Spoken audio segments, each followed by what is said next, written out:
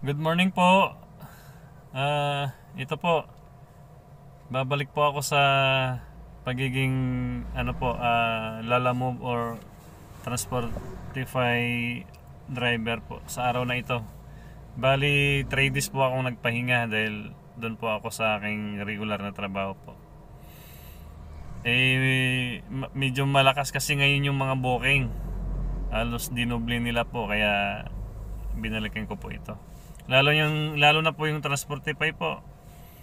Binigyan ako ng 3 araw na incentives po. Pag maka one deliver po ako completed po, may incentives po ang 1,000.